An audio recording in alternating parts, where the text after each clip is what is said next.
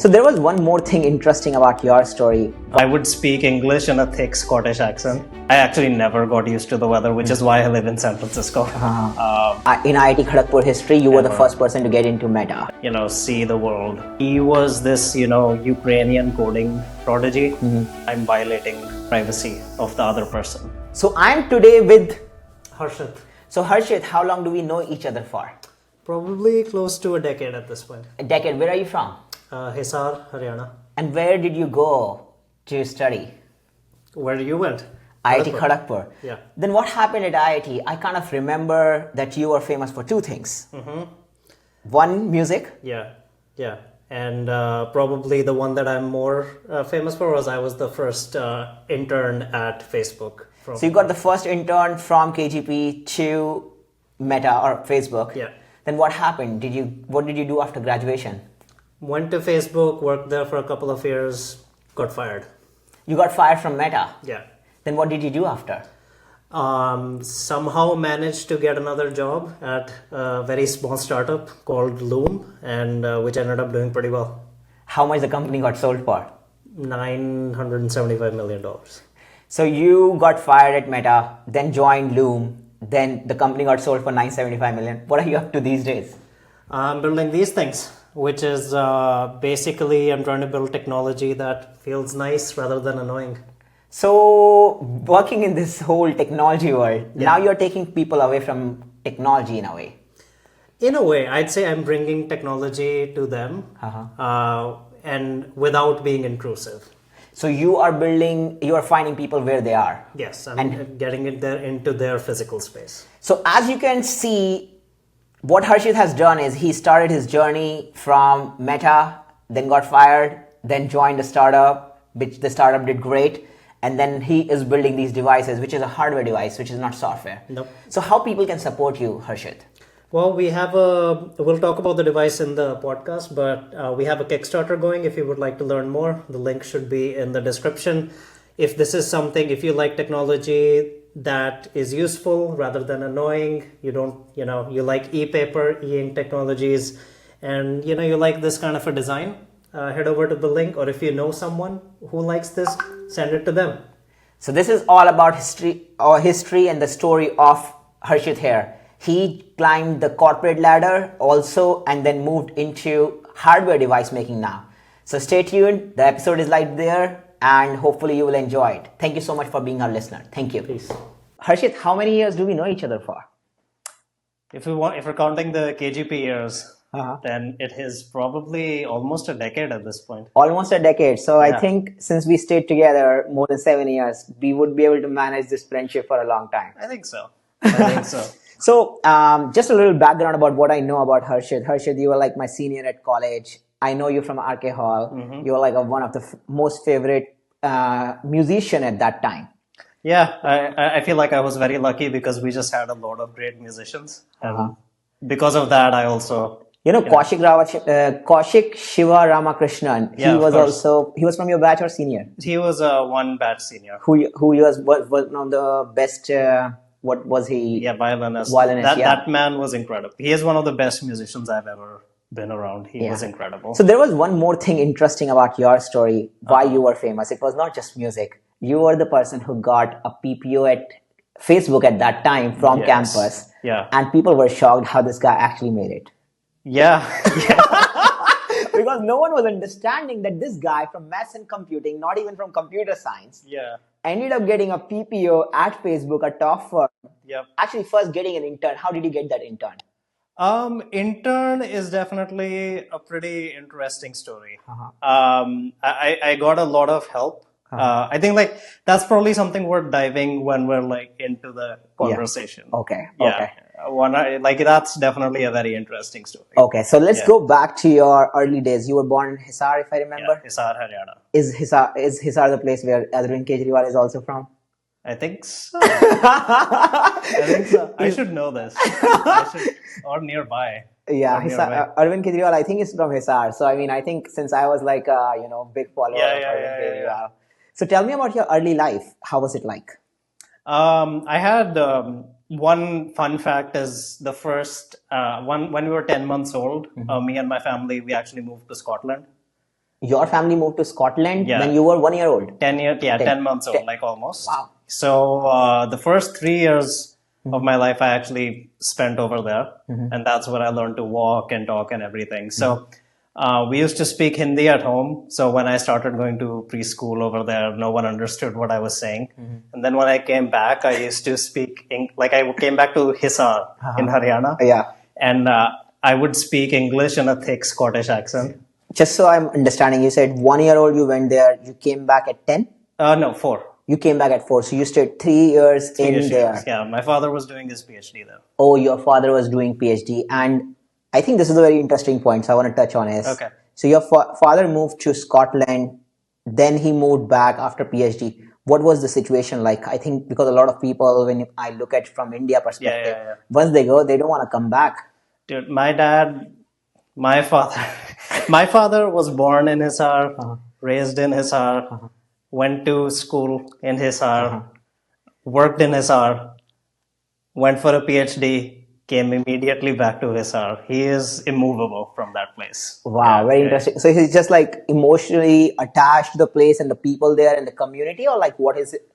What drives him to Hisar? I don't think my father feels comfortable anywhere else in the world. So, I mean, when I was talking to Arjun Malhotra, I was asking him this question like, hey, why did you move back to India after so many years? And he said, India is home. And yes, America is another home, but like India is home, Delhi is home. I have high school friends. Yeah. So, I mean, your story of like your father kind of reminds me like he just feels like home at his home. Yeah. I don't think he can imagine himself ever leaving that place, which is why he went back.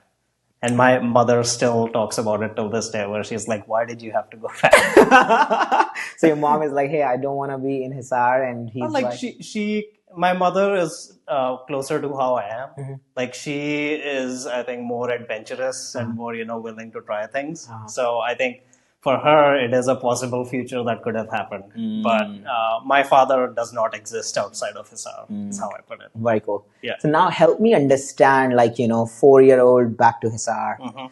Now, very different environment, trying to speak English is what they call it. Yeah. I mean, of course, I don't have that clear memories of that time, but I do remember it was like a lot of adjustment. I really hated the weather. Like I actually never got used to the weather, which is why I live in San Francisco. It's pretty hot there, right? Yeah, very hot, then goes down to 0. And like just the whole, like, it was a lot of adjustment for me. I don't know how much, like, just subconsciously I got used to, like growing up in a Western country. But I feel like I didn't ever really fit in to the community and culture over time. Like I made friends. Like I made friends in school. I didn't have a hard time. Like I wasn't, I feel like I was friends with everyone. And in India, the nice thing is, like, if you're good at studies and everything, people actually like you. Other than, I feel like here people get bullied sometimes. So it's very interesting. So just these years, 3 years of time at a very early stage, did kind of change the whole, like you still have like subconscious memories? I think so. Like, I don't know how accurate it is. Very interesting. Yeah, but I feel, you create stories about yourself, over time in life, and you try to justify why you felt certain ways before. And I feel like, for me, sometimes I do think like, what, I actually, like, in a way, I became like conscious or sentient as a person, when you start to have a personality and walk and talk and everything in a very different environment than which I was like suddenly dropped back into in Hisar. So, maybe. Very interesting. So so then 4-year-old back to Hisar, living life, good at studies, performing well, and then high school. What was high school and IIT, getting into IIT like? It was interesting because I was like very, I would say I spent a lot of time on the computer. I spent, and especially like once I got the internet, it was, I say like I grew up on the internet. So like, like people at home by gedi marne ja rahe hain, ye kar rahe hain. I'm just like, no, I'm at home. I'm on the computer. I'm on the forums. I'm just like, reading stuff, etc. And so because of that, I feel like I was sort of living in a very different headspace than most people, around my age at that time. And I was also sort of feeling like, oh, there's like so many things happening in the world, so many interesting things. So because of that, like I initially, everyone at home was like engineer, like, start IIT, etc., etc. I do remember once at dinner, I don't know if you've had a moment like this where I was at, a restaurant with my parents and I was like, hey, I'm thinking maybe I can join a music conservatory or something. And my dad was straight up like, No. like you're really bad. Like there's no way, he just shut it down right there and then. And what age was this? Like 10th grade. 10th grade. Okay. So you did have this curiosity towards music because you were a reader online. Yeah, no, I feel like I really loved singing. Like singing was, I was in the school choir for a while and I think at some point, once my voice broke, I stopped, but then I fell in love with it again. So I actually spent a lot of time, like 10th, 11th, 12th grade, like doing music. Okay, got it. Yeah. And so music plus also getting into IIT. I mean, I thought IIT is hard enough to keep up. I mean, if you were when the IIT results came, it was not a happy time in my in my household because like I was supposed to do much better. Oh wow! Yeah. So it was actually a pretty like no one was happy. I was unhappy. My father was unhappy. Is your dad from IIT? No.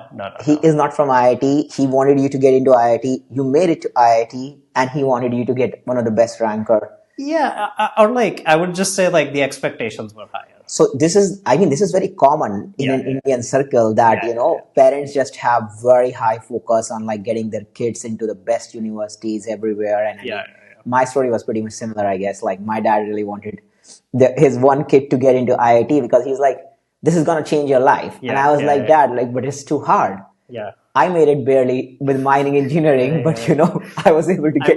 At my time, maths and compu, I think my rank was like 3,500 something. So definitely not, I didn't have a choice. Like I didn't have a But choice. I mean, now, mathematics and computing, I think it's closing at under 1,000. Oh yeah. My brother, who actually studied really well, he did literally 10 times better than me, I think. His rank was 300 something. And he took maths and compu. Wow. Where did he go? In Delhi. In Delhi. He went to IIT Delhi. So you didn't tell him to go to IIT Kharagpur? I mean, he had the choice, right? Yes. Like, so my brother went to IIT Delhi and I think he also had the similar experience. And I was like, one thing I'm not going to do is make a decision here for him. Yeah, because absolutely not. Because I mean, if I look back, I'm happy about my decisions because I made it. Yeah. So I was like, it's very important for the person to make their own decision. So yeah, that I feel like that is just one of the most important things you can do is making your own decisions. Yeah. Because generally, and I would say like this is a very common thing with like Indian communities, but I actually think it's pretty universal. Is that people don't really make their own decisions. Like they'll make decisions based on like parents' expectations or what is expected from them from like their university, etc., etc. But like making your own decisions matters a lot. I think how to think for yourself has been a hard thing in general about our society. Yeah. Like everyone teaches you what to think or like, hey, go to university, then go to a job and all. But how to think for yourself about what is good for you is kind of a hard thing. Yeah. So. Yeah, and I mean, experience also. Some people are born that way, where they already know, make what they want, or even if they don't know what they want, they're like very, stubborn. I mean, a lot of these people are very annoying as well. Yeah. But I feel like over time, you have to sort of learn, like, okay, what is a decision that if I'm making a decision, you need to know if you're making it for like yourself or like are you making it under the influence of like 100 other things. So true. So now you went to IIT, Yeah. right? I mean, how was your experience? Like, what did you find as you got in? I would say like IIT was a mixed experience for me. I like actually as a part of like, I studied very hard for like the 11th grade, the usual 8 to 10 hours a day doing all of that. But I got pretty disillusioned by the end of like 1 year where I basically told my parents that, you know what, I'm doing this my way. I don't think this makes sense that I'm studying like 8 to 10 hours and I don't even know if this is the thing that I actually want to do. So, which is one of the reasons why everyone was like kind of disappointed at my rank because they were like, I actually it was my fault. Because you were like, I just kind of stopped. In a way, you were like thinking at that time for yourself in 11th and 12th, where you were like, hey, is this really my thing? And everyone was like, no, heads down, focus on this, right? Yeah, exactly. So, I mean, in hindsight, maybe it was misguided, maybe it wasn't, because like, I did get, as much as, I would hate to admit it, like IIT has been very, very important and central to what I've become as a person. Very cool. Yeah. So now you got into IIT. Got into IIT. Did you go through OP? Oh yeah, yeah. At RK? Yeah, RK, but like that was in second year. Second year, right? Second year, yeah. First year you were in which hall? RK only? I was still in RK. Okay, got it. I was in RK. It was a very it was something to get used to. Like I didn't go to quota or anything. I was at home, like khana badhiya mil raha hai, all the creature comforts, and then I go to IIT and it's like 3 boys in a room, no doors on the cupboards, no coolers, no AC, no nothing. Definitely something that I had to get used to. But I feel like the friends that I made in the first few weeks, I think that just made all the difference. Very cool. So, did you eat in the mess? Yeah, I mean, kind of had to, right, in the beginning. Yeah, it's just interesting. Like the life at IIT has so much different. Like when I meet people, some are like, "Hey, I would never go back to that place," and there are some people who are like, "Hey, it's just roller coaster, great ride for them." Yeah.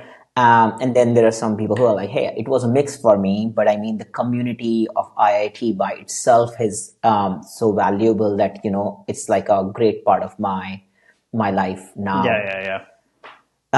So, as Maths and Kampu, you got in, you were probably one of the first starting people who actually ended up getting into Meta for intern. I think I was the first intern from IIT Kharagpur in its history. In IIT Kharagpur history, you were the first person to get into Meta. As an intern. So tell me, how did it happen? So, well, basically, the funny thing is, like, in my head at that time, I was like, I'm just going to go into academia. Like, I don't care about, getting the insane high package or anything. The goal was, I just wanted to go out of India for a little bit, see the world. And then make my decision in terms of, do I want to go back? Do I want to live, etc. So I had done an internship as a, math, like in mathematics, in like a research internship during my third year. And Maths and Kampu had their like official internships in fourth year. Yes, So since it was a 5-year course, so basically So in my head, I'm like, you know what, but I am eligible to sit for these companies. Why don't I, what's the harm? Yeah. So I remember the first company that came in was Microsoft. And they did like, the first multiple choice question like test. And I think I was like 1 out of 2 or 3 people who failed that test. Oh, like okay. I think out of 200, 250 people, I was like one of the few people who actually failed. So you failed the Microsoft interview, you made it to Meta. So yeah, I mean, that is why like it sort of started this. When that happened, I kind of like, me and another friend who also didn't get through, we were like kind of talking, and we went to CCD, and we were just like kind of we started joking that "Arey Meta ke liye choda hai," like or Facebook at that time, like Facebook ke liye choda hai, and that just sort of stuck in my head. Yeah.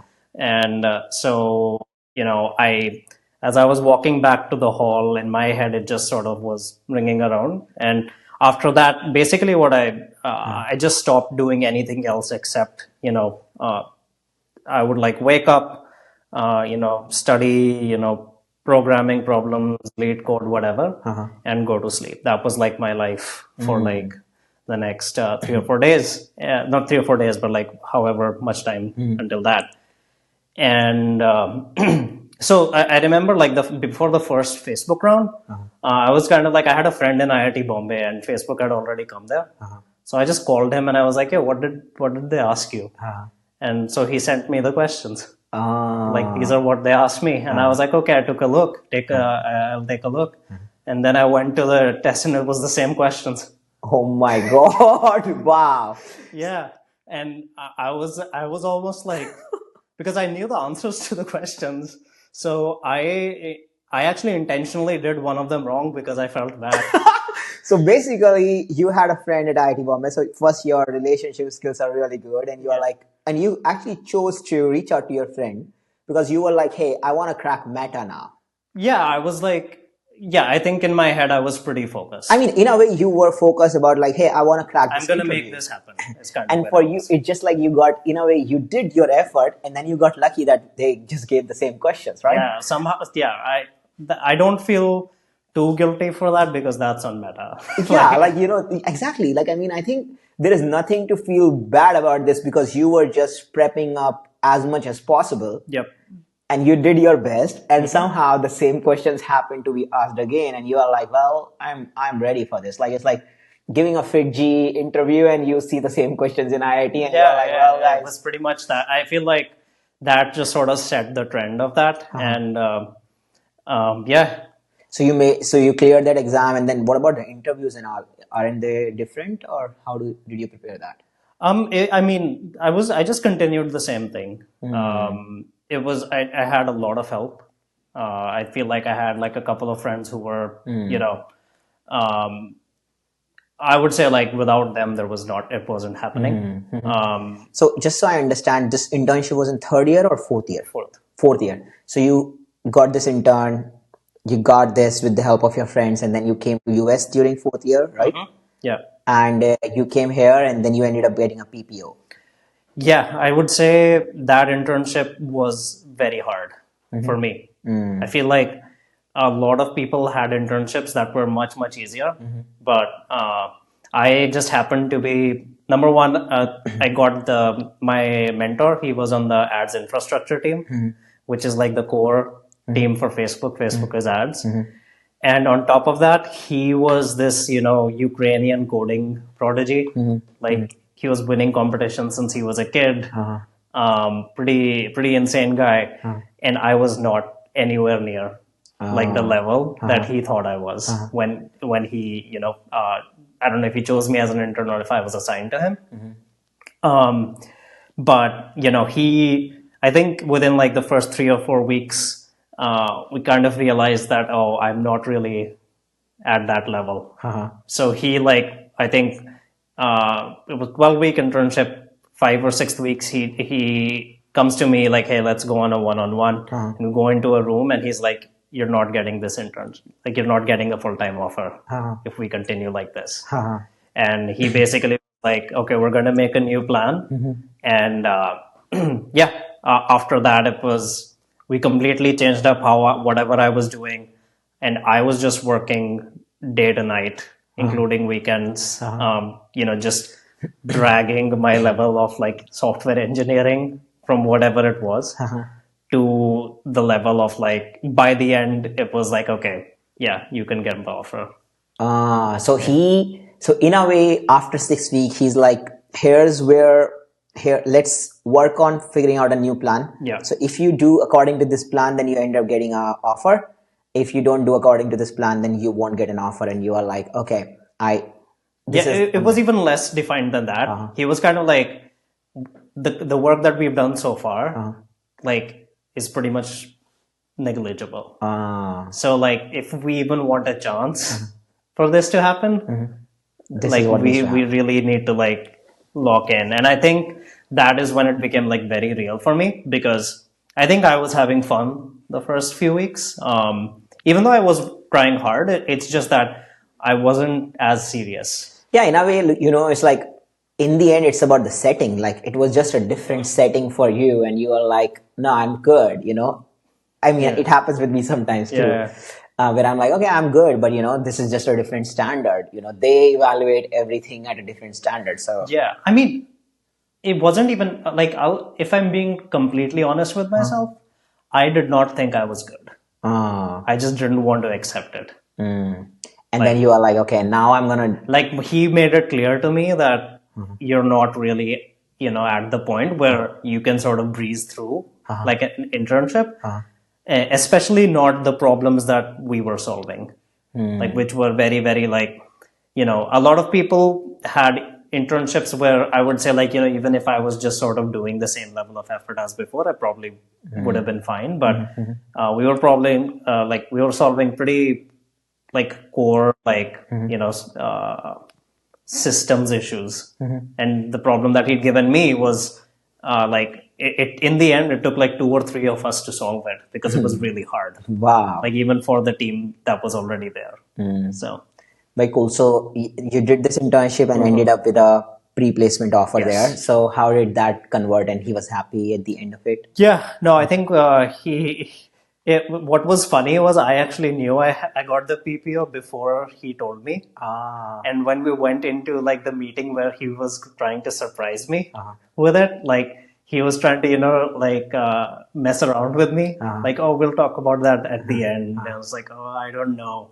And internally, I was like, I already know. And the reason was Facebook had already informed like Kharagpur. That you got it out. So the way that I actually knew I got the offer was from my friends in Kharagpur, Wow. because they saw it on the bulletin board and they were like, messaging me saying congratulations. And I was like, for what? Yeah. Yeah. Yeah. Very cool. Yeah. So now coming back to where I was like starting with like, you were famous in KGP for 2 things. One is your beautiful, amazing music skills. And then one was getting this PPO offer from Meta, which is like a legendary offer, which not a lot of people have got. And you were the first one at that time. So now how did these 2 things like change your rest of the experience at KGP? I would say, well, number one, I may have been the first, but like my year was the first when we had many, many people to do that. I think I was the first through the official channel, but a lot of people, like there were actually a few interns from KGP during that year. In Meta.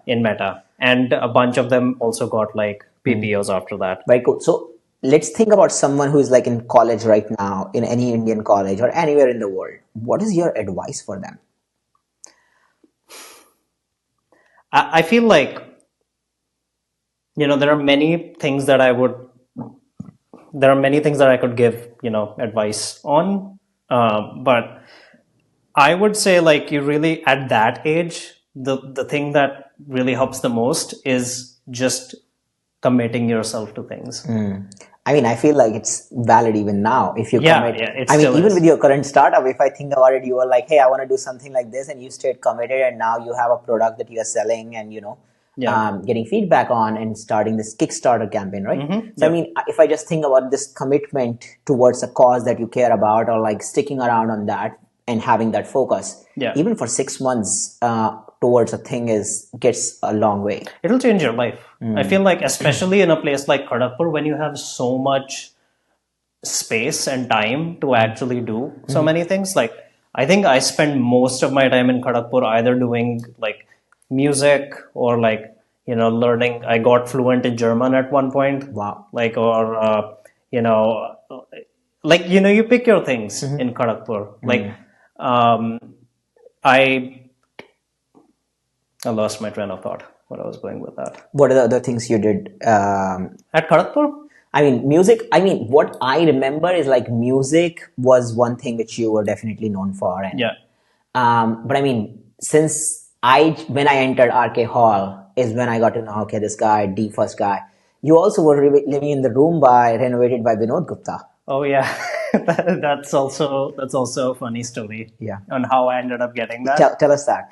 Okay, so Mudit, our senior, the batch above us, he had the room before me, and there are like 3 or 4 of us in my year who could have gotten the room, and Mudit basically said like, "Hey guys, I don't want to pick. You guys figure out who gets it."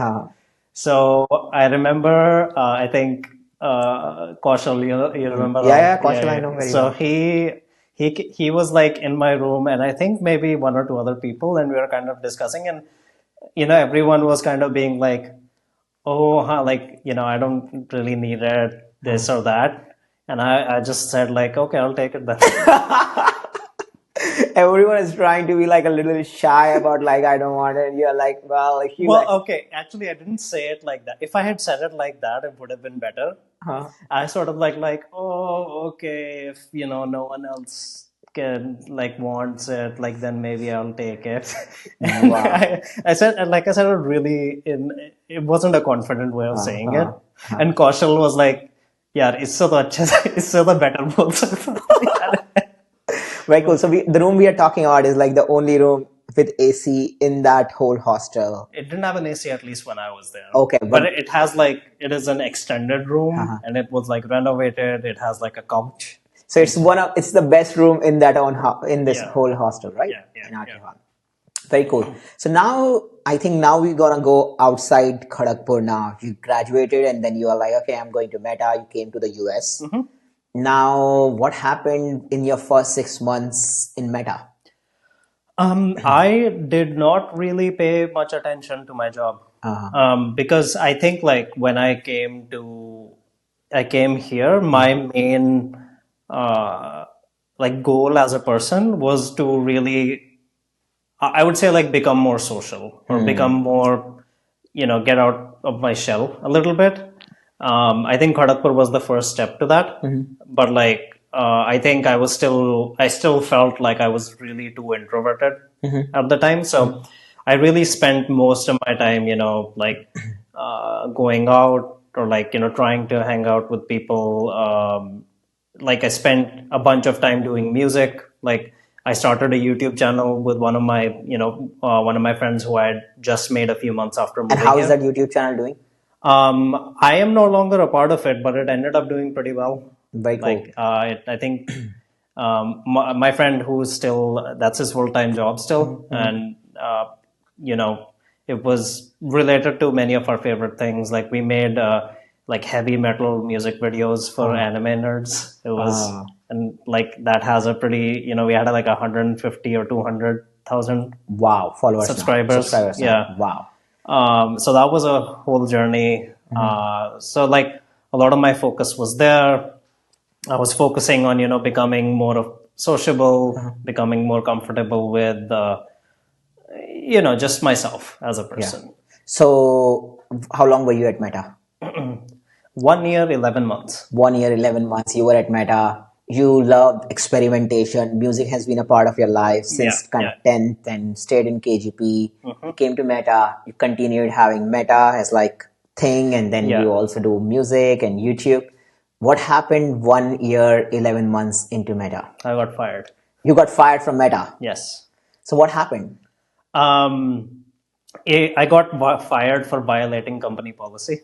Violating company policy, like and what? It sounds more exciting than it actually is. So tell me about it.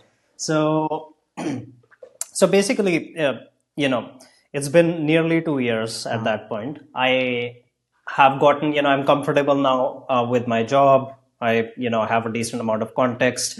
I'm a good engineer. I'm not exceptional. I'm a decent, good engineer. And, my manager at the time was generally like, trying to get me to actually commit and like become serious about something, because he used to say like, hey, you have, a lot of potential. Like you really, I can see it. You just need to start essentially making my own decisions and starting to push things rather than just, going with the flow of whatever is happening. If I wanted to get to the next level, I didn't really care at that point. But so is this violating company policy or you were? No, I'm getting to that. So I'm just setting the scene. Yes. So I worked at this on this team called Messenger Web Infra, right? And we had just got, and I was on the growth team for that part. So we had just gotten a new PM from LinkedIn, and we had started tracking a new metric. It was called Messenger Search Abandonment Rate. Right? Okay. And that basically means that, on Messenger, you went into search and you didn't click the result and you exited. So that's like a failed search, right? It's not accurate because you can start searching and not. You might not find someone Yeah, useful. or like you never meant to click on anything. You just wanted to see something. Yeah. Right? So we were tracking that. At one point, it suddenly started to go up for no reason, right? And because like this is how I think about it. Like the new PM, he really wanted to prove himself. Like it was his first quarter, high intensity job, and so he kind of was like, "Oh no, we need to figure this out, etc." So he started, getting like the whole team, like stop everything you're doing. We just need to figure out why this is happening, and he was like, let's undo any tests that we're doing. Let's take out any code that we added. And I was like, we didn't add anything. We literally did not add anything. There's nothing to undo. Yeah. So, this continued on for a couple of weeks. And then after that, I think it was fairly clear that, we were shooting arrows in the dark. So I went to him and I said like, hey, what if I feel like we're taking up a lot of like people's time with this and we're not really getting anywhere. So I'll just like, the only way search can get worse is if something that should be here is either here or if it's not there. Right? That's the only way search can get worse. So if it is something in our system, basically there is something that is happening as like the code runs where it moves it to the wrong place or it's not there. So I was just like, I'll build this little like sampling system that at every spot it takes a handful of things and like just checks if everything is consistent as it flows through the code. And when we did that, we found that there was nothing happening. The system was fine. Okay. Right. And so basically when all of this wrapped up, we eventually found out the reason was that Ramadan was happening in the Middle East. And so many new people were coming onto the platform to wish each other. And because when you're a new user, your search is worse because we don't have enough data to give you good search. So that was affecting the search metric. Oh my God. Yeah, it's crazy, like Facebook scale stuff, right? When you're at that scale. So when this thing has happened, I have already done the thing that will get me fired. I just didn't even know about it. What was that? So 2.5 weeks after that, I'm on the bus going to campus and I get an email saying like, hey, come to this meeting room at this time. This is confidential. It means that you have either been the perpetrator or witness to a violation of company policy. Oh, wow. Yeah. So that's a scary email to get, Yes. right? Especially for someone on an H-1B. Yes. Because, you're like, if things go wrong, I have to leave. Yes. Right? So right now there are people who are waiting on H1B for 20 years like this. it's insane. Yeah. I feel like that was like a very defining moment in my life, like this phase where I realized how like unsafe almost, like, or how unpredictable I was in a very unstable state. Unstable, and it's like very vulnerable too. Like, your whole life, your whole friend community and everything can be uplifted for in a second. Exactly. And I feel like a lot of people went through it over the last few years. Yeah, with like these layoffs going on in tech, and I mean, so many people are going through this even now. Yeah. So basically, but in my head, I'm like, I didn't do anything wrong. So what have I seen? So I get into this meeting room.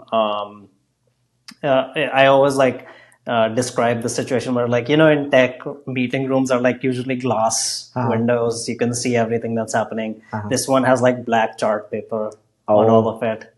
And I go in, there's some director of HR. She greets me, asks me to sit down. And then I think the first thing she says is like, legally obliged to tell you that our lawyers are listening in on this conversation. So I was like, okay, how can I help? Like, What can I do? how can I help? Yeah. Why am I here? And then she starts interrogating me on my job, which is like, hey, like, do you work with this particular tool? Like, do you access private user information, etc., etc.? And I was like, yeah, like, like, but with permission. Like, sometimes you have to go into people's accounts, but they usually give you permission, Yeah. etc., etc. And then she was like, did you use this tool on this day at this time? And I was like, probably. Like, I've been working on this thing for a while now.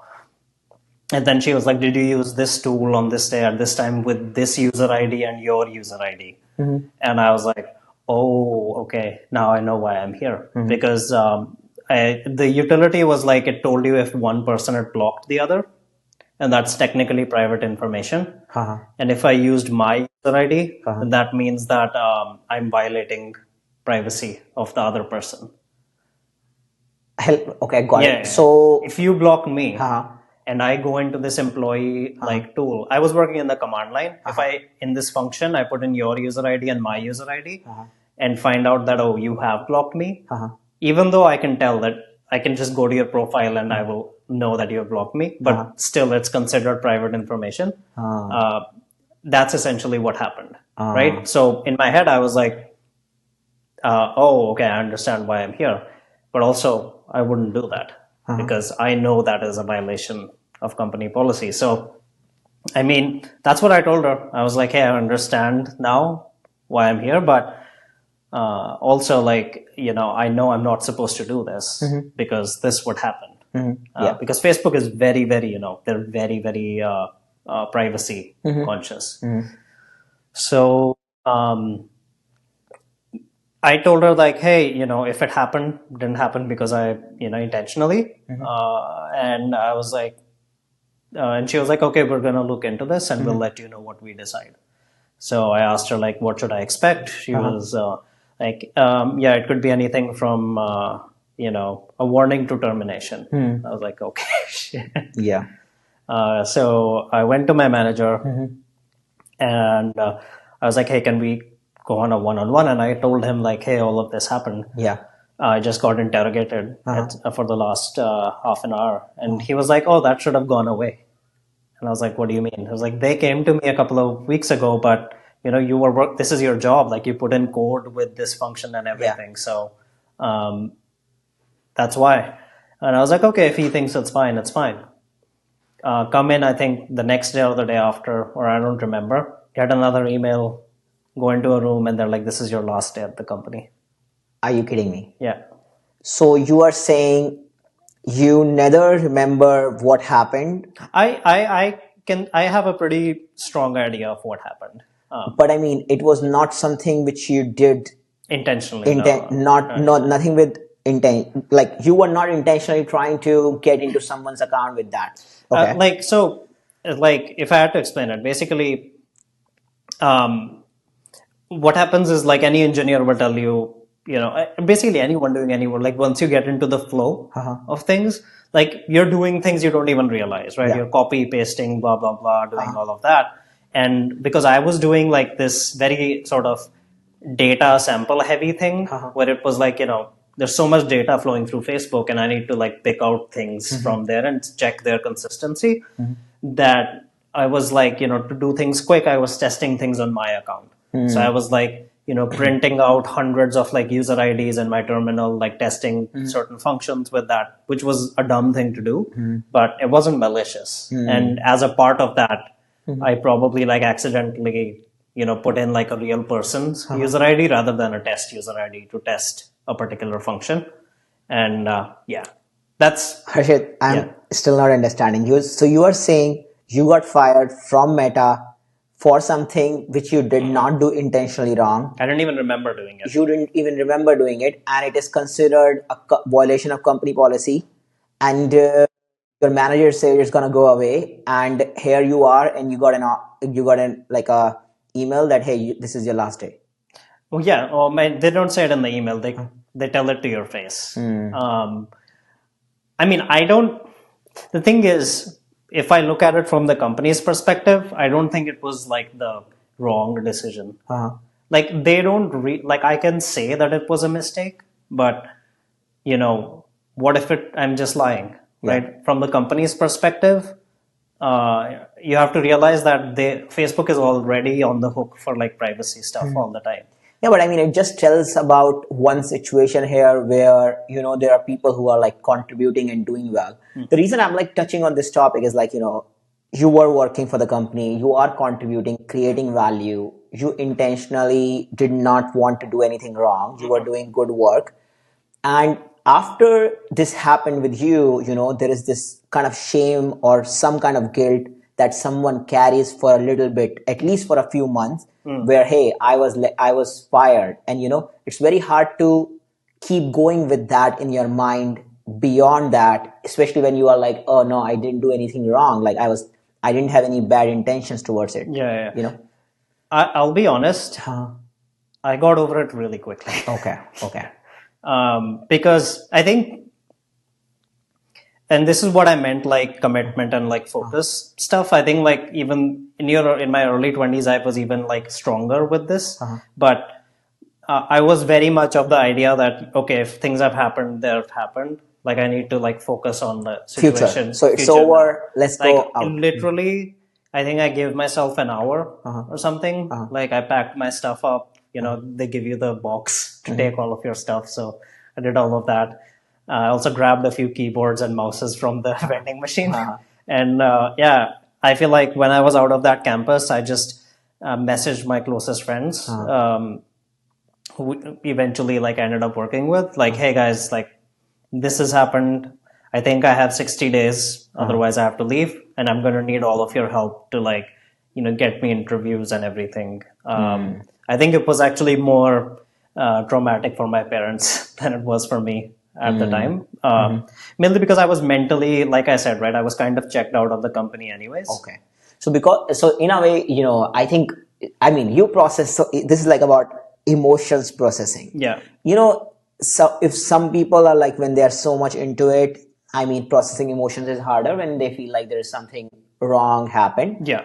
I love that you have all this perspective about, that you are like, yeah, from a company's perspective, it is important, it's the right thing. They did the right thing here. Yeah. You are like, I was also mentally checked out, and I was like, if I cared about the job, I would have been devastated. Yeah. So what I'm concerned about is there must be some people who, who might, for you it didn't impact, but there are some people who are like contributing, or like they were like so much into it. Yeah. Because tech is hard, right? It's like you are giving your life to it. You're like literally the back pain of people in tech is like a new thing. Like, you're not taking care of your health while you're coding, and here something like this happens and it can impact someone's life.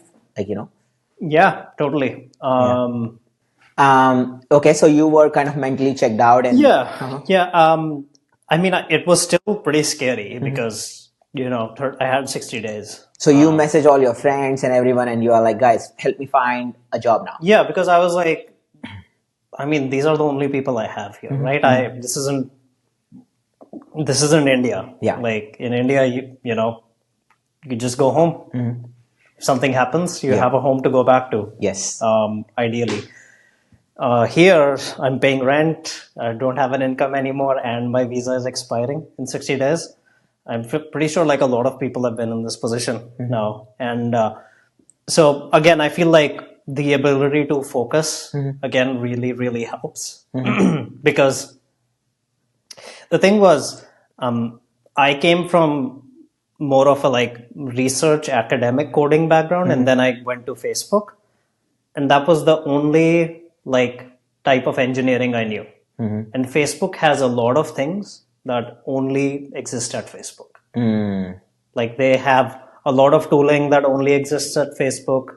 They have, the code that they write is very unique to Facebook. Like they use a language that isn't really used in other companies. A version of PHP.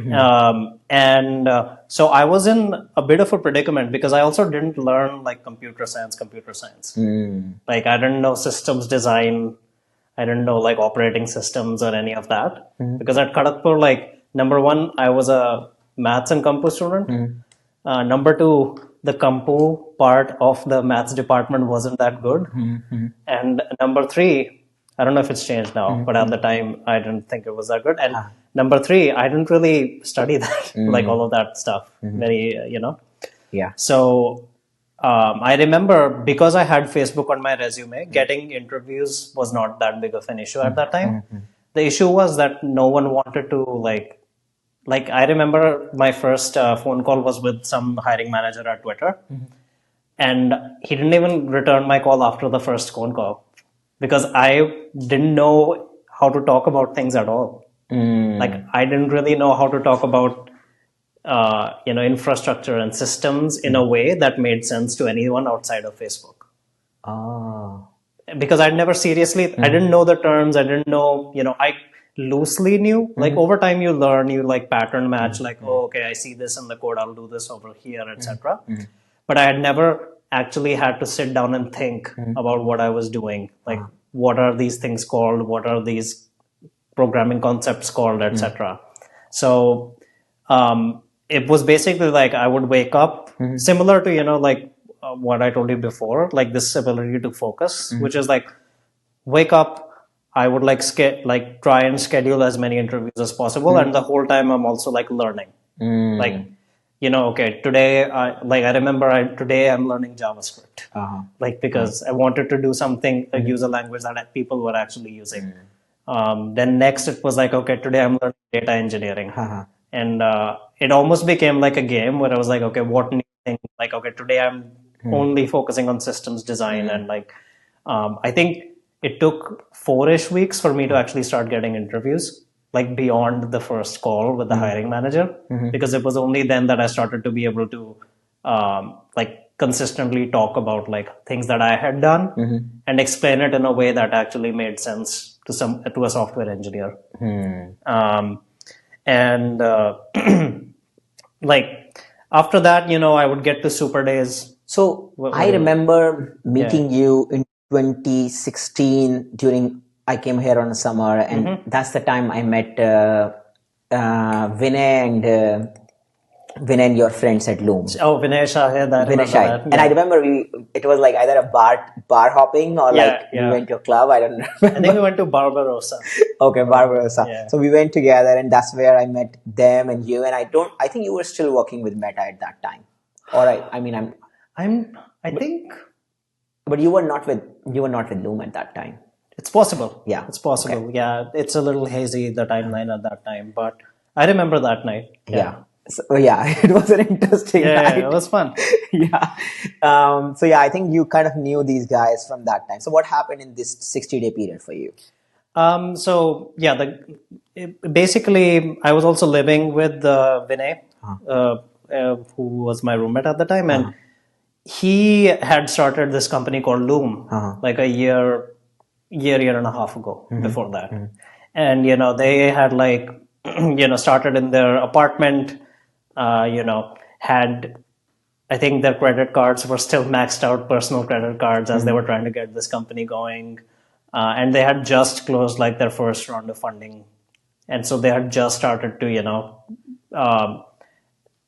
be more than just a project, I guess, starting to become a company.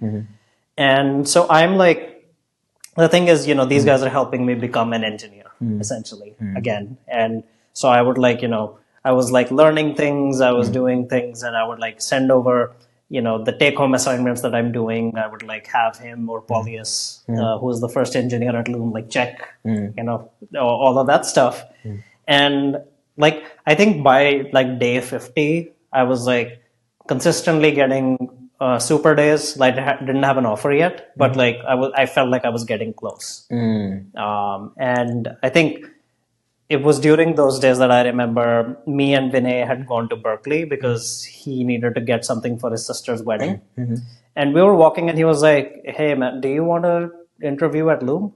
And the thing was, Loom was just 6 people at that time. And in my head, I was I didn't even ask them till then because I felt like it would be too irresponsible.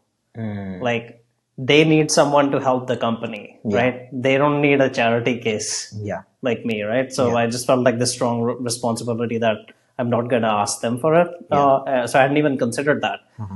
But he was like, hey, I've seen, like the amount of focus and like how you've just like grown even within like these past 3 or 4 weeks. And I think like that's the kind of thing that we need. And I was like, yeah, sure. The funny thing was like I was at Loom's office every day at that point. Like I was already, eating their lunch. I was already, giving my interviews from the Loom office because I had nowhere else to go. Yeah.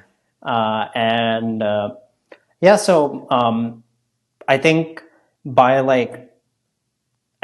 literally by day 60, I had 3 offers. One of them was Loom, and the other 2 were Tinder and Checker. It is a background checking company, and all of that happened in the last like 4 or 5 days. Tinder, Checker, Loom. You chose Loom. What made you do that? I didn't think that much. Like these were my best friends, and I was like, oh, I get to work with my friends. That was it. Like my parents was like, I remember like, oh, you should probably choose a more bigger company or choose a better this or that, or what does this equity even mean, etc., etc. And I was like, in my head, the calculus was like, I've already experienced working at a larger company. This is a unique experience. Like even if things go to shit, I don't think if I'll have the opportunity to have this kind of an experience again, which is like, hey, this is still literally just people building things on a couch, like just at home. Like this is very, very early, and I get to do this with my friends. Wow, very cool. Yeah. So now you stayed in Loom for how long? 5.5 years. 5.5 years. So how was life at Loom? And you had a lot of fun. Recently, Loom kind of exited with like 975 million, if I remember. With 511 of acquisitions. Yeah. And working at a startup is not an easy life either. Like, it's very intense. So how was your life, especially the initial year, because, you're working with friends and all, but like, how was it progressing? I actually really liked it. I think that was the first time in my life that I actually took what I was building or making seriously. And it was also the first time in my life that I actually started to rethink how I saw engineering. I feel like for a long, long time in my head, there were like 2 versions of me. One is like this artistic musical side, and then the other is like this engineer, which is the complete opposite of this. And I was like, this is just something I'm good at, but this is not what I want to do. But I feel like what I really lacked at Facebook was a sense of like ownership and accountability and responsibility. Because at Loom, if you didn't do it, there was no one else to do it. Wow. And like the company doesn't exist if you don't get this done. And you are on H1B too, and you are like, I gotta work, I gotta progress the company, I gotta make it a success, and it's a lot of responsibility. There's a lot of, I don't think I ever thought about the H1B in that way at that point. I feel like once, like Loom took a huge risk on my H1B. It wasn't very common at that time for, seed stage startups to do like H1Bs. I think Vinay like manually filled out a lot of the forms. Wow. To get my H1B, and they took a huge gamble on me. And I always appreciated that. But I think like it was basically like, okay, this is my opportunity to actually see how good I can become. And also like I had this chip on my shoulder where I was like, you know what, throw anything that way. Because you realize like I had like in my head, I had gone from like 0 or maybe 10 to like 100 in just like 5 or 6 weeks. Like the amount of confidence that I had built in that like 2 months of being unemployed in my abilities as an engineer, 2 years at Facebook or 5 years at Kharagpur, like nothing even comes close to the like how like I did not have imposter syndrome after that. Like 90% of my imposter syndrome when it came to being an engineer was gone, because I had sort of proven to myself that as long as you can focus on something and apply yourself, you can learn anything. Wow. It's like, it's kind of interesting. You're talking about like as a survival mindset kind of hit where you are like, okay, well, I don't really have anything or anywhere to go now, and I gotta make it all work. Your whole focus instinct kicked in. 50 Yeah. days, you are just like heads down, and then it just changed your whole game about like now you're confident and a different level as an engineer. Yeah, I think like, you have to go through, like, if you, like, I know imposter syndrome was a big thing. Like, I think it's still like people they don't throw the term around as much these days, but like, if you feel like you are not, as good of an engineer, or if you feel a certain sense of imposter syndrome, um, the easiest way to beat it is not to, is to just, beat it through like pure evidence. Is like, hey, if you don't think you're that good of an engineer, just become better. Like, just focus on becoming better. Just focus on, like, making it so clear to yourself that you are better than that, that, like, you have no other option but to believe that, okay, these thoughts that I'm having, they have no basis in reality. Very cool. So now you joined Loom and you enjoy working. When you're working on something for a long enough period of time, you realize like it's you can be focused. Like, in first year, it's a different vibe, and you are also growing as a human being. Yeah. So how do you think your overall, working at a startup, and you are also very passionate human being about like, you like doing different things. You like running different experiments. So as focused as you are, at the same time, you have this curiosity about other things and experiencing life in other ways. Yeah. So how was like few years in? It was a learning experience. I wouldn't say like, even though I enjoyed a lot of it, it was like I also had to learn to give up a lot of things, because I had a lot of hobbies. I was doing the YouTube channel. I was also still trying to be very social, and also as an introverted person, that takes a lot of energy out of you. And then I had this like very intense job that I loved because of the people and like the camaraderie and everything. But it was very hard to realize that, I have to start giving some very important pieces of my life up if I want to like grow and succeed in this. And I don't think you have, which is why I say like that Kharagpur time is so precious, because you have the energy and the time to actually explore so many things. Experiment and try. So, because as soon as you start to like get into, you've gone through this. Yeah. Like, as soon as you start to get responsibilities and like things, you have to start making decisions on like, you have to start giving up things. Like, you can't keep optionality open all the time. So like, I think that was a very big sort of, I wasn't happy about that. And like, I was probably not a great person to be around during those days, because I was like pretty, I would say like frustrated, resentful, whatever, etc. But, you learn that, okay, this is just a part of growing up. You have to like give up things and like really start to stack rank, like, hey, what is actually important to me? Very cool. But now, you worked at Loom for like 5 years. How many years? 5.5 years. 5.5 years. And then you were, at the end, you were like, okay, you left Loom at some point. And I mean, you were on H1B too. So like, what was the journey like at 5 years? You are like, hey, I want to maybe like do something else. Or what was that time like? So I feel like maybe 2.5 years, 3 years into Loom, I actually started feeling like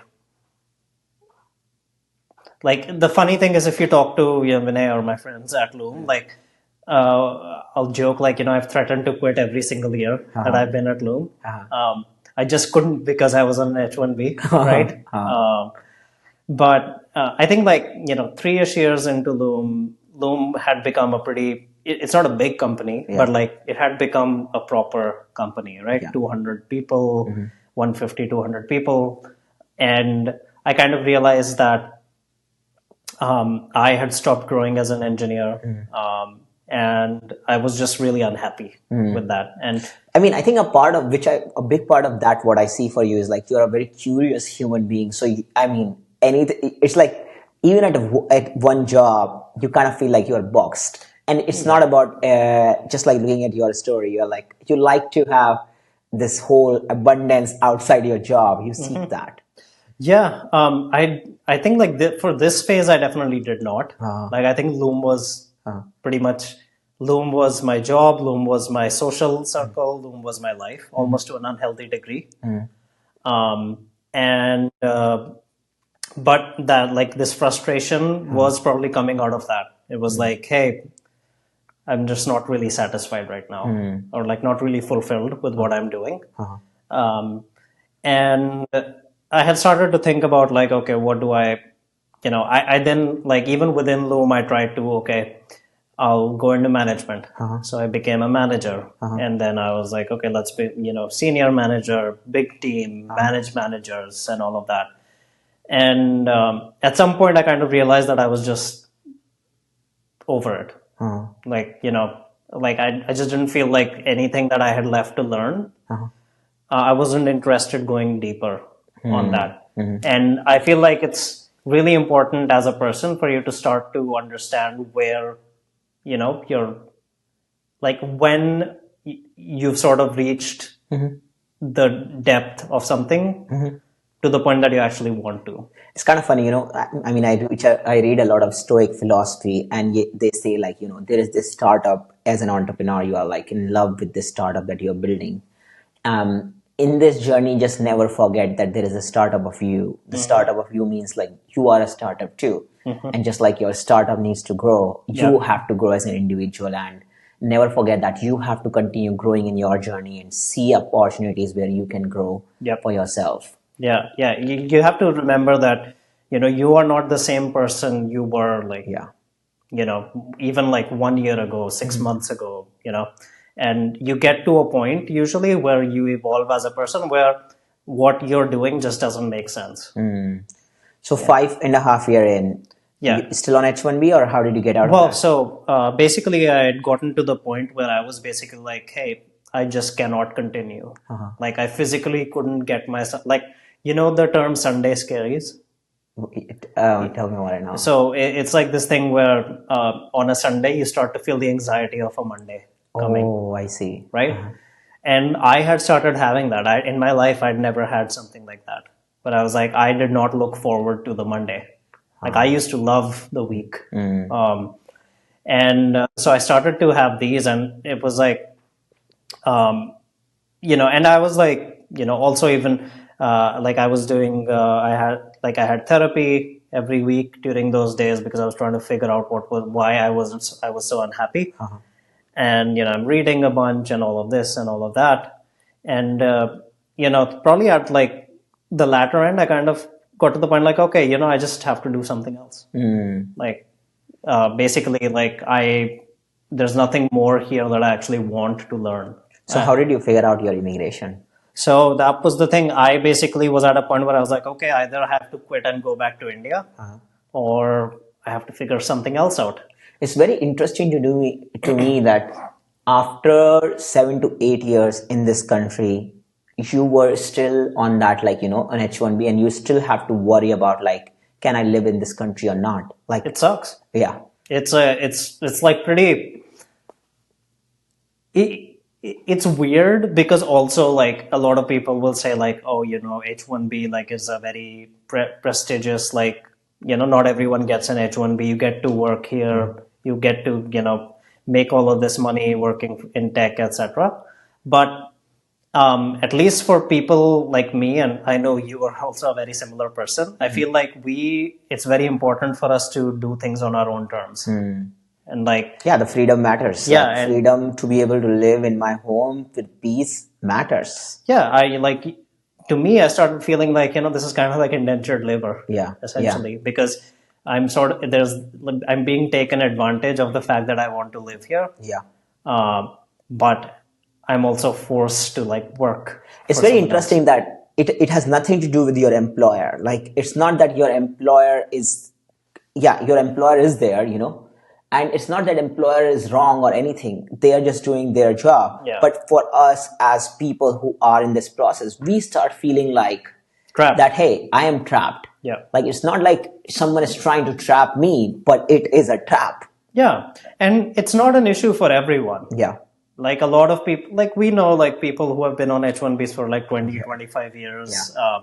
and they're fine with it. Like they have. Well, I mean, some people are not. Yeah, some people are not, who are like, dude, I gotta figure it out. I mean, the way I look at it is like, okay, initially everyone is excited about a job, because a new job or a new opportunity, everyone likes that. But as we grow as human beings, our life is also changing. It's not the Harshit or Atal who came from, it's not the Harshit or Atal who came from India right now and be like, okay, I want to take a job on H1B and live in this country. It's like after 5 years, you are like, I'm a different person. Yep. Now I want to grow further and live a different quality life. And then you are like, no, I'm trapped on this visa. Yeah. For people who like to try out many things, H1B isn't really that great. Yeah. So I was at dinner with some of my really good friends. And basically I told them that, hey, I'm actually considering leaving, which is also like, if you know me, going back to India, it means like, oh, wow, this is really serious. Because I built my life here. Everything, is set up over here. So giving that all up was like a huge thing. Yeah. But it had gotten to that point. And you were saying that from a perspective of like your health wise, you were like feeling like, okay, I gotta take care of myself right now. Yeah, mental health was in the shitter. It was because like once you start spiraling down that path of like, I just feel trapped and forced. That happened with me. Yeah, that happened with me because I was like, it feels like there is a scam that happened with me in my life where I came with all this thinking about this abundance and freedom and everything, and I looked up to everyone in this country. And then one day I'm like waking up, I'm like, well, not really, because I'm not able to do what I could do in India. And I'm like feeling like being in India might have been a better way for me to be able to live. And so then I think that's where I was like feeling like a trap. And, just touching on this, I think what happens is none of us want to feel used. Yeah. And what happened with me, or I mean, it's probably same for you. You were feeling like I got used as a human being. Yeah. It's a very unique. I feel like only people who've been in that position can really describe it, because to someone looking from the outside in, they're like, okay, just leave. Yeah, just go somewhere else. But they don't really get that. Oh, you have built your life here, like. An extreme version of this is like the kids who are aging out now, right? Like families who are still on H1Bs and their kids have to go back to India because they never got. And these kids moved here when they were 1 year old. 1 year old, 2 years old, 3 have years old. no clue about life in India. Yeah, it's ridiculous. Yeah, and it's also interesting that a lot of people from India who are in India now, they don't even realize this either. Because they feel like, hey, you still have so much better. Like maybe, everyone is like a little bit discomfortable in their life, but they don't understand that a lot of our friendships are here. Like the other part, which I think people don't understand is, since we have been living here, a lot of our friend group has been here. Yeah, a lot of my friends have moved here over time. Yeah. Like, I mean, sure, we could probably make friends again. Yeah. But, it becomes harder and harder to make friends as you get older. Yeah. Maybe not for you. Yeah, no, it's a thing for everyone, I guess. Like, our close community has very much to do about in-person trust in some form. And, with the part of this podcast, I'm trying to not have to worry about it wherever I go. Yeah. But I think it's definitely hard. So, okay, so now you had this dinner. Yeah, and so one of my friends, she said like, hey, I know this person, very similar situation as you, and he did this thing called the EB1A. And I had heard about it, but in my head, I was like, oh, I don't qualify for EB1A. So, by the way, we can help people with EB1A visas now, a lot of them, even though there is a backlog of EB1A also, but I think it's still a better path, and happy to connect with people who want to get their EB1A. Yeah, I feel like, get in while the door is open. Yeah. Right? Yeah. And I've sent many people to your website at this point. I heard about the EB1A. I feel like this was like right before it became very, very popular. So talked to, a lawyer. They basically said like, okay, we can work with this. And just after that, just went through the whole thing of crafting applications, trying to get good references, and applied. Awesome. So 3 months, how long did it take you to get? I think I started taking it seriously probably after I started taking it seriously. It took me like 3-ish months 3-ish months after taking it seriously to get your EB1A and then green to card? get my application done. Okay. And I think because they filed, I think there is a premium processing filing. So we did that, and I got to know about my approval, I would say, like 2-3 weeks after applying. So overall, like in 4 to 5 months, I had my like decision. Yeah. Perfect. And then how many months to get your green card in hand? Took me, I think, like I got my approval in April of that year, and I got my EB1. Oh, sorry, I got my green card in hand, I think, literally on New Year's. New Year's. Okay. So it's like 8 months around. Yeah, 6 to 8 months, something like Very that. cool. So in a year, you figure this out, and then you're like, okay, now I'm feeling a lot better about my life. I have freedom. I can stay at my house, and you. It felt like it felt like a huge burden had been taken off of me. Very cool. So now, I mean, I think Loom wasn't sold until that time, right? No. So how was the sell? After that, you would have been. I mean, we will talk about what you are up to these days. But I mean, how was the feeling of Loom getting sold and probably making some cash out? It was great. Yeah. I mean, when you've put so much of your life into something, Yes. There are all the things like, okay, I already made all of these great relationships, learned all of these things, but let's be honest, in the end, like you want that equity to actually pay you back for all of the, hard work, sweat and tears that you put in, because you could have spent a similar amount of time at a bigger company and had it really chill comparatively. And so it was really great. Like, that year, like many big, burdens were sort of Solved. Yeah, taken off of me. So now, after getting out of Loom, what did you start spending time? You probably took some rest. I guess. The idea for me was like, okay, I just need some time to not do anything so that I can start to figure out what I actually want to do next. And first few months, like, I did like a woodworking thing. I like renovated my dining table in my house, and just generally, chilling. Not really like reading things, did some music stuff.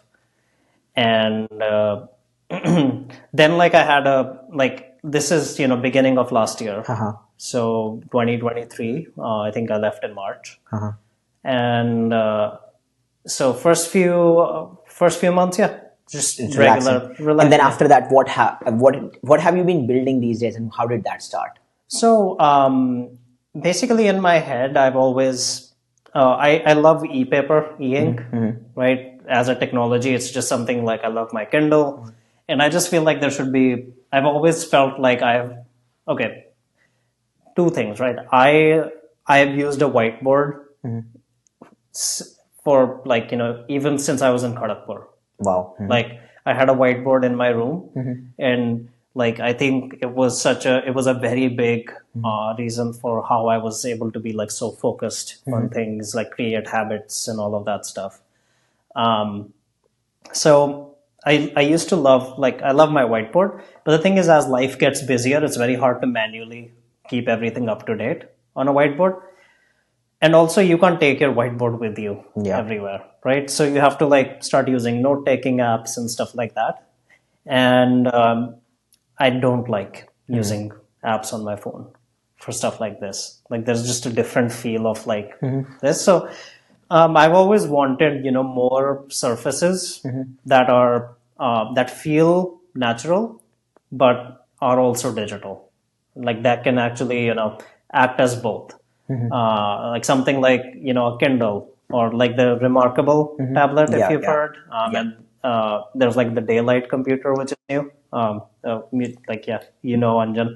Anjan, Daylight computer, okay. So like that kind of stuff, I really love. And so I've always had something in my head of like, I want to have, informational like dashboards, but not like using e-paper everywhere. And then I also have like this vision, like, I've always really liked that these things look like, look more natural, but you can also update them.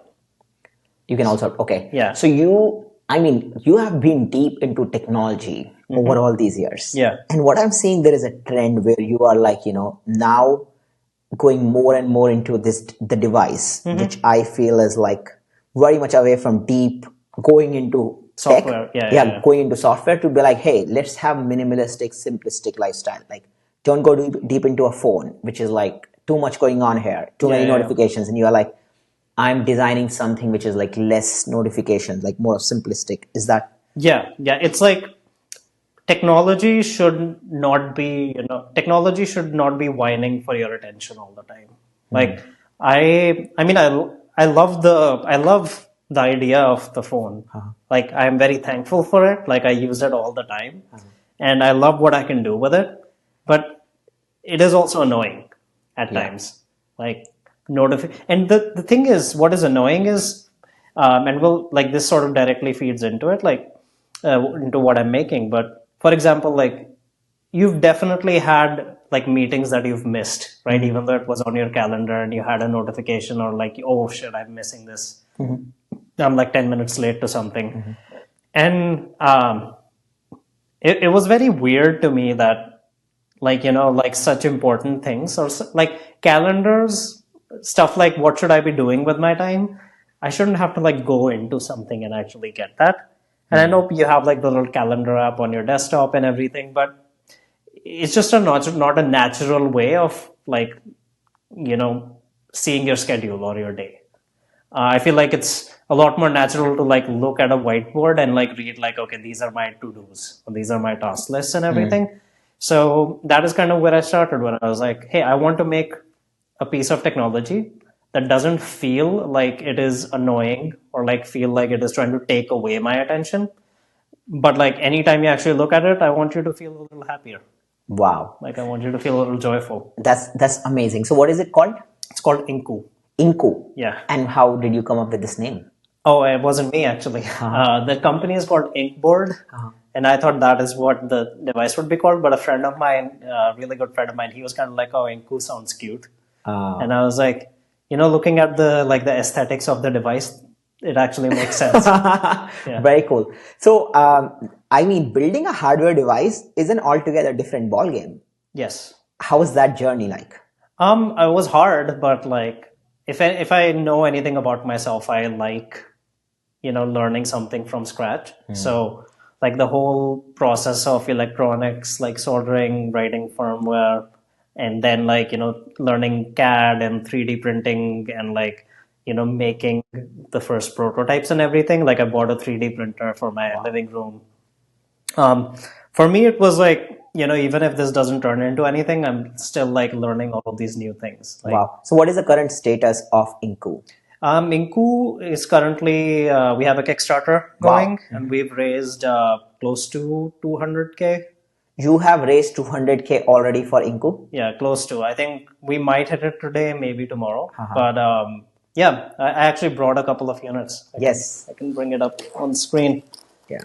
But it's basically like, it's meant to be useful, but like it's also meant to be joyful. And like as soon as you see it on screen, I don't know if it's visible, but like you can see like, there's it's very like, anime sort of RPG, like game inspired. You have this little character, there's AI integrated and everything. And basically the whole idea was that, you can like put it down. Wow. The whole idea was, I want to make tech that is, that you look at it and you're like, oh, that's cute.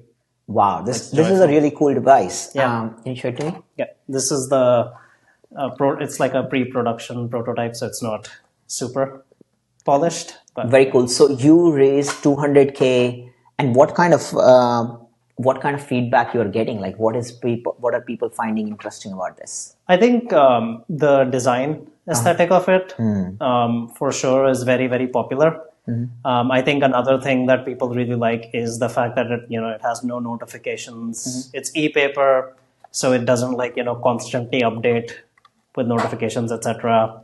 And people also like that it has it has AI implemented in a way that's less big change your life thing. It's just useful. It's kind of funny. Like, I actually feel good about holding this in my hand. Like, it just makes me feel like a simple way to be able to have technology. It's not trying to change your life. Yeah. It's not trying to be your personal assistant. It's just your calendar. Yeah, it's like, what technology does, it's like a very way ahead of sales. Like, hey, I'm gonna really sell you. And this is like more of a marketing, which is like, I'm not trying to sell you anything. You just like, hey, just feel good of what is around. And it kind of takes your curiosity into it rather than trying to get your attention. Yeah. It's actually funny. It's very hard to market this because it doesn't do that much. Like the whole marketing thing is that this thing does less. Which is very hard to market these days. So we had to be pretty creative with how to get ads out and everything. But I think the design actually helps a lot because it really targets a specific kind of person who really likes these kinds of things. And the fact that it's meant to not be another this, I think, is really important. Very cool. So how can people help you in success with this device? Hey, if you are someone who likes something like this, something to help you through your day, it updates maybe once or twice an hour depending upon your schedule. It has the AI avatar. It will make jokes about your schedule because it has the context of what is happening. It will tell you to take breaks. If this is something that you would like, then go to the Kickstarter, make a pledge. If you know someone who would like something like this, forward it to them. That would be really useful. Gift it to people. That's basically it. Very cool. So anyone who is trying to find a better way of using technology into their lives, the first step for that, at least for me, was making this. And, I would like to make many more things. Very cool. So, no, this is such a great product. I'm so impressed with what you have done, especially coming from software, building a hardware device now. It's a very different beast. Yeah. And able to ship something, which is now you are running a Kickstarter. Well, we still have to ship it. We have alpha prototypes, but productionizing is going to be another big learning experience. Very cool. Very excited to see what you are creating, Harshyt here. Thank you for being so honest, by the way, for your journey, just sharing the whole story.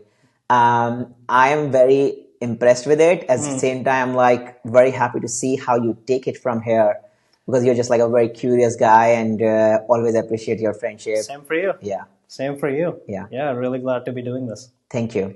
Thank you so much to our listeners, and we are very grateful to you. And please let us know how we can do better. And let's support Harshyt in his campaign, Kickstarter campaign. The link would be in the bio there. So thank you so much for your support. Bye. Thank you.